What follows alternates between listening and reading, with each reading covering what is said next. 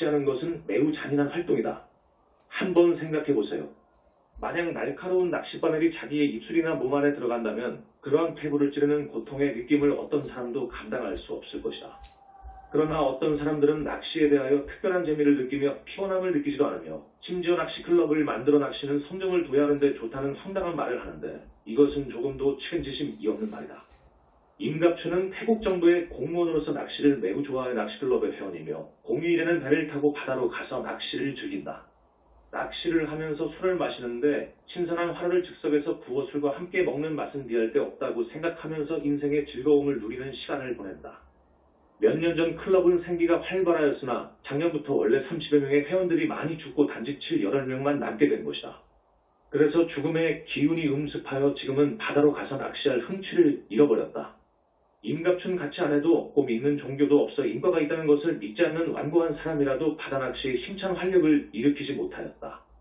이것은 최근 연속하여 발생한 두 가지의 불가사의한 괴상한 일 때문이다. 1. 낚싯바늘이 목에 걸려 죽다. 첫 번째 일은 오래된 회원인 아반의 몸에 발생한 일이다. 그날은 일요일이라 아반은 부인을 대동하고 내륙의 장모님 생일잔치에 갔다.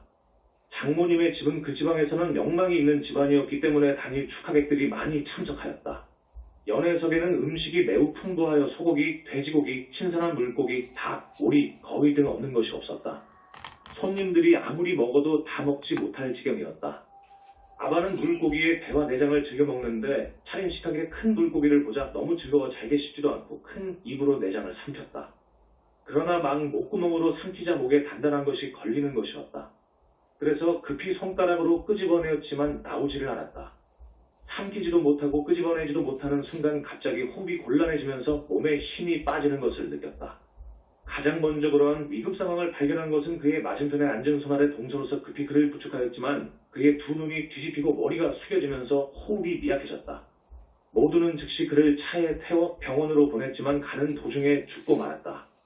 비록 사람은 죽었지만 병원에서는 관례에 따라 사인을 검사하기 위하여 부검을 하였다.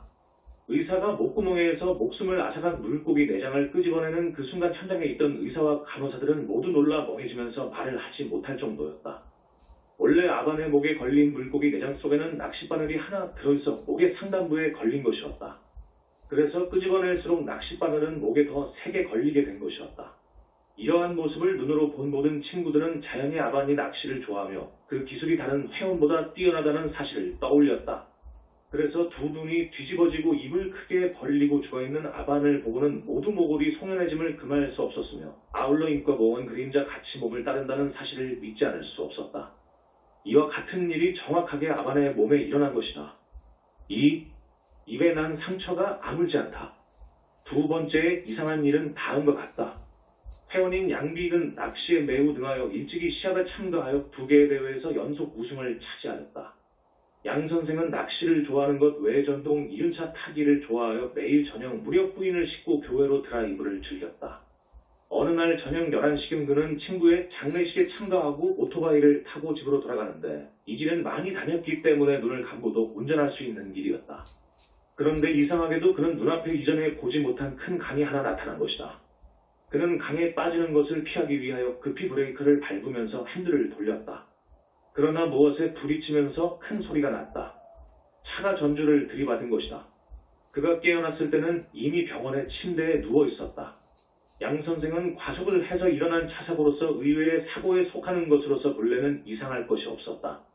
하지만 이상한 것은 몸에 난 상처는 매우 빨리 아물었지만 오직 입술과 구강에 난 상처는 매우 심하여 이빨이 전부 빠져 음식을 먹지 못했으며 1개월을 지내오면서 단지 그 안으로 음식물을 목구멍으로 넣어주어야 하였다. 더욱 이상한 것은 아래 입술의 상처로서 병원에서 7번의 수술을 거쳤지만 아물지 않는 것이었다. 매번의 수술에서 좋아지는 것 같아서 수술용 실을 제거하고 나면 그 다음날 다시 상처가 덧나기 시작하였다. 나중에 의사가 가장선진을 스스로 녹아 없어지는 수술용 실로 봉합한 후 7일이 지나 실은 자동으로 녹아 없어졌지만 입술은 다시 짓무르기 시작하여 주치의사도 속수무책이었다. 몇 개월간의 치료 속에서 그 고통은 말할 수 없었으며 썩은 입술은 마치 물고기가 낚싯바늘에 의하여 터진 것과 같았다.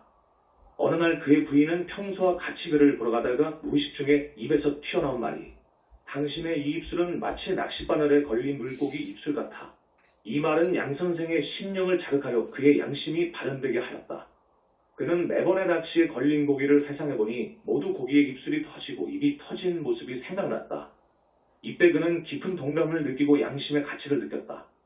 그래서 부인의 대동아의 꽃과 향, 초를 준비하여 불교의 사원에 가서 부처님께 경건하게 참회의 절을 하면서 지금부터 다시는 낚시를 하지 않겠다고 맹세하였다. 그날 그런 맹세를 한 후 이상하게도 입술은 점점 나아지더니 다시는 섞지 않고 약 일주일이 지나 퇴원하게 되었다. 아울러 낚시클럽 회원들에게 자기가 직접 겪은 그간의 사정을 이야기하고 다시는 낚시를 하지 말 것을 권하였다. 그리하여 낚시클럽의 회원은 크게 감소하였으며 임춘갑도 오랫동안 바다로 낚시를 나가지 않게 되자 낚시클럽은 자동적으로 해산되었다.